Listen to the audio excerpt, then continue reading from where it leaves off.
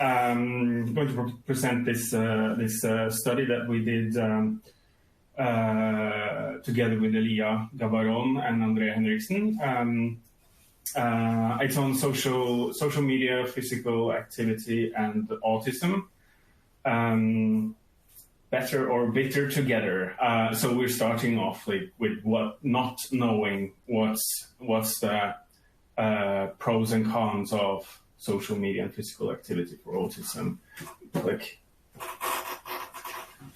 Go on, next slide. So we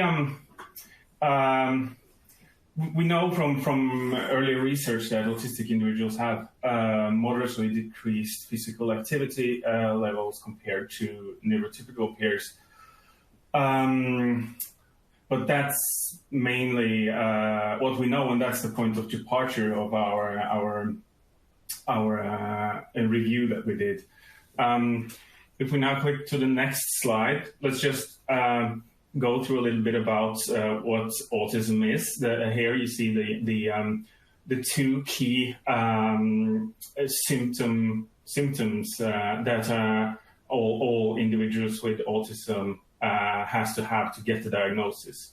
So that's impairments in social communication and interaction, and then there's the restricted and repetitive behaviors or thought patterns. And then you also specify the symptom levels within language level and intellectual functioning, and a lot of other things as well. But these are the key symptoms that need to be present for an autism diagnosis. Next slide. So there is, of course, benefits of physical activity for autistic individuals, just as it is for others. There is, of course, health, but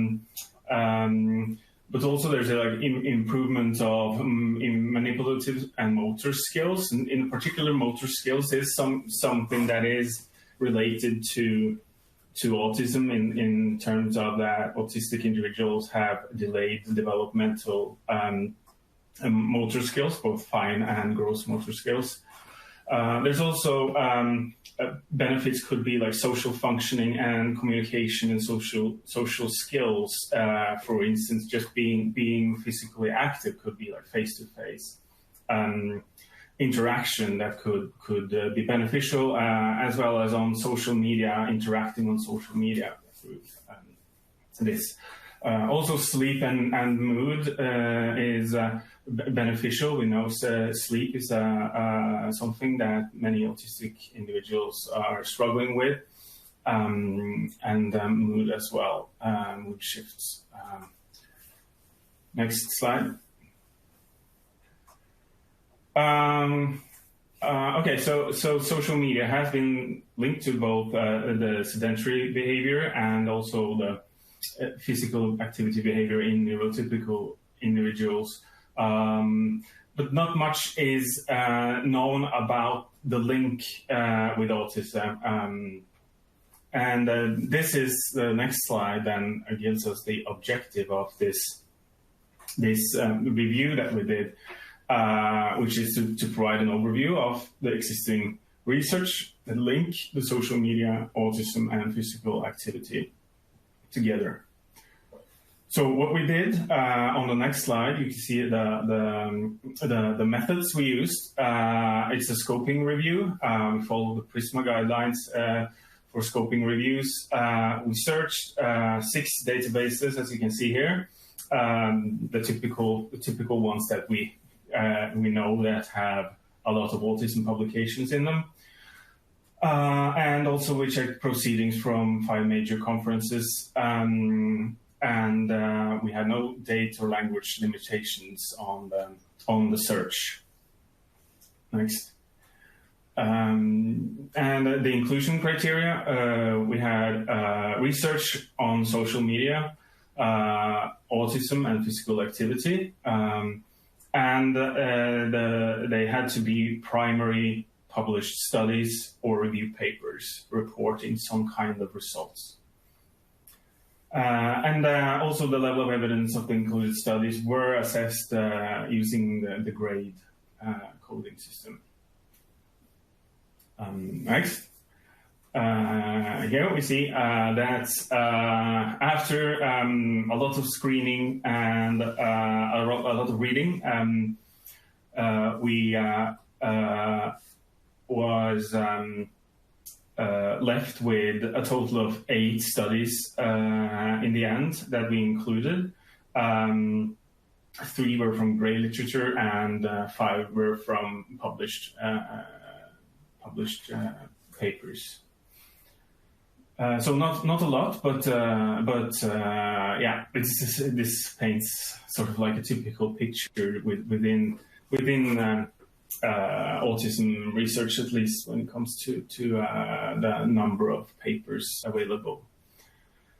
And in the next slide, then the results from the studies.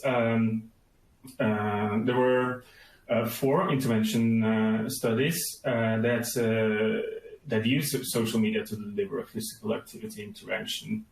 There was 4 observational studies as well, interviews and surveys and things like that. And also, as you can see here, that the level of evidence is quite low, which is also indicating that there's not a lot of great studies out there at the moment.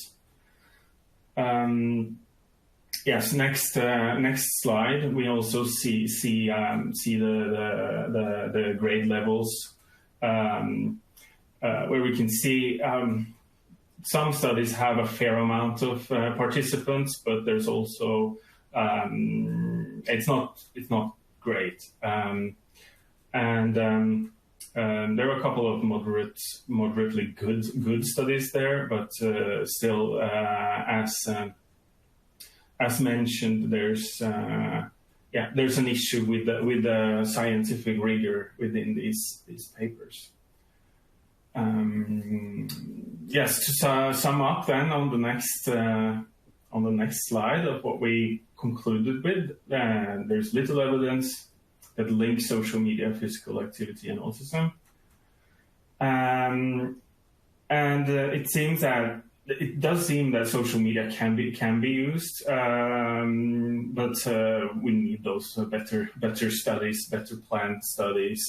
So it sort of seems that the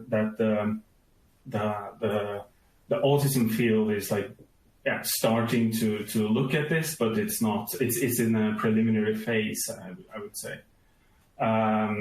So it's an understudied topic. The rigor of the studies can be improved fairly easily, I think, as well in future research projects.